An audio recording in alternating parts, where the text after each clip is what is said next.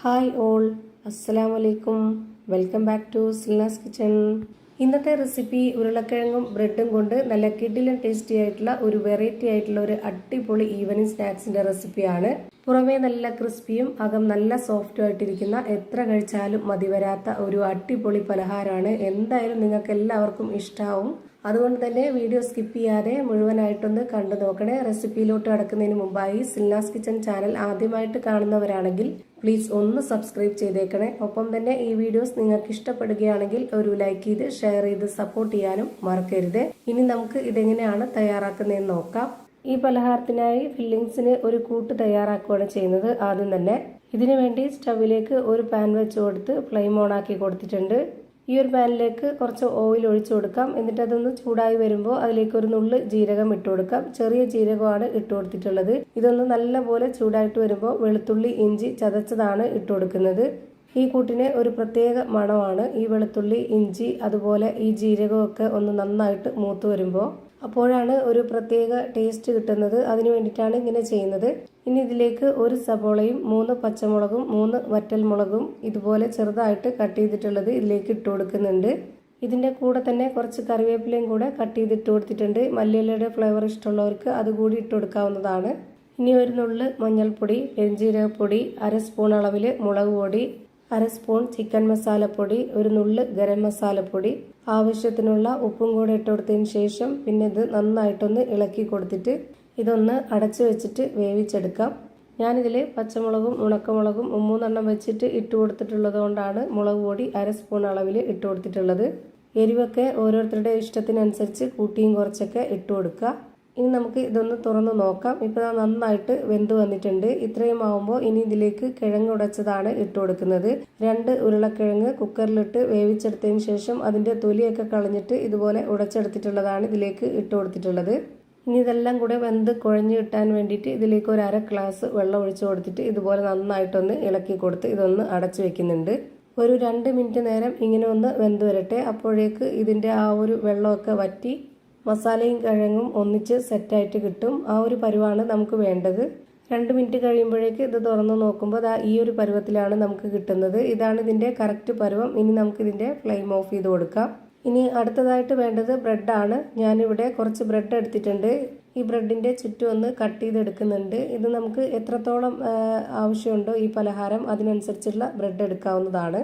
അപ്പോൾ ഇതിൻ്റെ സൈഡ് ഭാഗമൊക്കെ ഇതുപോലെ കട്ട് ചെയ്തിട്ട് വെച്ചിട്ടുണ്ട്. ഇതേപോലെ തന്നെ എല്ലാം മാറ്റണം. ഇനി ഇതിൽ നിന്ന് ഓരോ ബ്രെഡ് എടുത്തിട്ട് ഇതുപോലെ നന്നായിട്ടൊന്ന് പരത്തി കൊടുക്കുക. എത്രത്തോളം നൈസാക്കി പരത്താമോ അത്രയും നൈസാക്കിയിട്ട് എടുക്കണം. അങ്ങനെ ഞാനിവിടെ ഓരോന്നോരോന്നായി ചെയ്ത് മാറ്റിയിട്ടുണ്ട്. ഇനി പരത്തിയെടുത്ത ഒരു ബ്രെഡ് എടുത്ത് ഇതുപോലെ വെച്ചിട്ട് അതിലേക്ക് നമുക്ക് നേരത്തെ ഫില്ലിങ്സിനായിട്ട് തയ്യാറാക്കിയിട്ടുള്ള ആ ഒരു കൂട്ട് ഇതിലേക്ക് കുറച്ച് വെച്ച് കൊടുത്തിട്ട് ഇതുപോലെ സ്പാച്ച് വെച്ചിട്ട് നന്നായിട്ടൊന്ന് കറക്റ്റാക്കി കൊടുക്കുക. എന്നിട്ട് ഇതുപോലെ ഒന്ന് റോൾ ചെയ്തെടുക്കുന്നുണ്ട്. ഒരുപാട് ബലം കൊടുക്കാതെ നല്ല നൈസായിട്ട് ഇതുപോലെ ഒന്ന് റോൾ ചെയ്തെടുക്കുക. റോൾ ചെയ്തെടുക്കുമ്പോൾ ചെറുതായിട്ടൊന്ന് പൊട്ടിപ്പോവുകയൊക്കെ ചെയ്യും. അതൊന്നും പ്രശ്നമില്ല. ഇതുപോലെ തന്നെ ഒരെണ്ണം കൂടെ ഞാനിവിടെ ചെയ്ത് കാണിക്കുന്നുണ്ട്. പരത്തിയെടുത്ത ബ്രെഡിൽ നിന്ന് ഒരു പീസ് ഇതുപോലെ വെച്ച് കൊടുത്തിട്ട് അതിലേക്ക് നമ്മൾ റെഡിയാക്കി വെച്ചിട്ടുള്ള ആ ഒരു കൂട്ട് കുറച്ച് വെച്ച് കൊടുത്ത് സ്പാച്ച് വെച്ചിട്ട് ഇതുപോലെ കറക്റ്റാക്കി എല്ലാ ഭാഗത്തേക്കും ആക്കി കൊടുക്കുക. എന്നിട്ട് ഇതുപോലെ റോൾ ചെയ്തെടുക്കുക. അങ്ങനെ ഞാനിവിടെ എല്ലാം ചെയ്ത് മാറ്റിയിട്ടുണ്ട്. ഇനി അടുത്തതായി ഒരു പാത്രത്തിലേക്ക് 250 ml കപ്പിൻ്റെ അളവിൽ 1 കപ്പ് മൈദയാണ് ഇട്ട് കൊടുക്കുന്നത്. അതിൻ്റെ കൂടെ തന്നെ ആ ഒരു കപ്പ് അളവിൽ 1 കപ്പ് വെള്ളവും കൂടെ ഒഴിച്ചു കൊടുത്തിട്ട് ആവശ്യത്തിനുള്ള ഉപ്പും കൂടെ ഇട്ട് കൊടുത്ത് ഇതുപോലെ ഒരു വിസ്ക് വെച്ച് നന്നായിട്ട് ഇളക്കി കൊടുക്കുക. ഒട്ടും കട്ടകളൊന്നും ഇല്ലാതെ നല്ല രീതിയിൽ കിട്ടണം. അതിനായിട്ടാണ് ഇതുപോലെ വിസ്ക് വെച്ചിട്ട് ഇതുപോലെ ഒന്ന് ഇളക്കി കൊടുക്കുന്നത്. ഇപ്പോൾ ഈ മാവ് കുറച്ച് കട്ടിയായിട്ടാണ് ഇരിക്കുന്നത്. കുറച്ചുകൂടെ ഒന്ന് ലൂസാക്കി എടുക്കണം. അതിനായിട്ട് ഞാനിവിടെ കുറച്ച് വെള്ളം ഒഴിച്ചു കൊടുക്കുന്നുണ്ട്. വളരെ കുറച്ച് വെള്ളമാണ് ഒഴിച്ചു കൊടുത്തിട്ടുള്ളത്.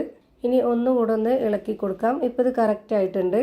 ഇനി നമ്മൾ നേരത്തെ റോൾ ചെയ്ത് വെച്ചിരുന്ന ആ ഒരു ബ്രെഡ് എടുത്ത് ഈ ഒരു മാവിലേക്ക് മുക്കിയെടുക്കുക. ഇതിൻ്റെ എല്ലാ ഭാഗത്തും നന്നായിട്ട് മുങ്ങിക്കിട്ടണം. ആ ഒരു രീതിയിൽ നമ്മൾ ഇതിനെ മുക്കിയെടുക്കാം. ഇനി ഇത് നമുക്ക് ചൂടായ എണ്ണയിലേക്ക് ഇട്ട് കൊടുക്കാം. ഇതേപോലെ തന്നെ ഓരോന്നോരോന്നായിട്ട് ഇതിലേക്ക് ഇട്ട് കൊടുക്കുന്നുണ്ട്. ഭയങ്കര ടേസ്റ്റാണ് ഈ ഒരു രീതിയിൽ നമ്മൾ ചെയ്ത് കഴിക്കുമ്പോൾ. കാണാനും നല്ല ഭംഗിയാണ്. എണ്ണയിൽ മുങ്ങിക്കിടക്കുന്ന രീതിയിൽ ഇത് ഫ്രൈ ചെയ്തെടുക്കരുത്. ഇതുപോലെ പകുതി മാത്രം എണ്ണ ഒഴിച്ചു കൊടുത്തിട്ട് ഇത് ഫ്രൈ ചെയ്തെടുക്കുക. അല്ലാന്നുണ്ടെങ്കിൽ നമ്മൾ ഉദ്ദേശിച്ച ആ ഒരു പരുവത്തിൽ കിട്ടത്തില്ല. ഇതുപോലെ കുറച്ചൊന്ന് വെന്ത് കഴിഞ്ഞാൽ ഒന്ന് മറിച്ചിട്ട് കൊടുക്കുന്നുണ്ട്.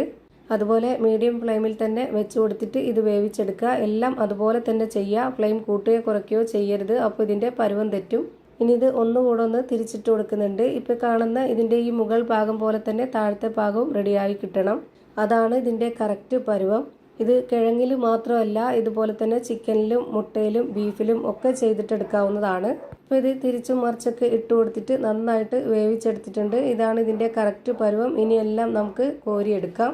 ഇതുപോലെ തന്നെ എല്ലാം ഫ്രൈ ചെയ്ത് ഞാനിവിടെ ഒരു പാത്രത്തിലേക്ക് മാറ്റിയിട്ടുണ്ട്. എത്ര എണ്ണമാണോ വേണ്ടത് നമുക്ക് അത്രയും ബ്രെഡ് എടുത്ത് ഇതുപോലെ ചെയ്തെടുക്കാവുന്നതാണ്. ഭയങ്കര ഒരു വെറൈറ്റി ടേസ്റ്റാണ്, എല്ലാവർക്കും ഇഷ്ടമാവും. അപ്പോൾ ഇതുപോലെ ഒന്ന് ട്രൈ ചെയ്ത് നോക്കുക. ഇതിൻ്റെ പുറം ഭാഗം നല്ല ക്രിസ്പിയും അകം നല്ല സോഫ്റ്റും ആയിട്ടാണ് ഇരിക്കുന്നത്. അപ്പോൾ ഇത്രയേ ഉള്ളൂ ഇന്നത്തെ വീഡിയോ. പുതിയൊരു വീഡിയോയുമായി വീണ്ടും വരും. Thank you for watching.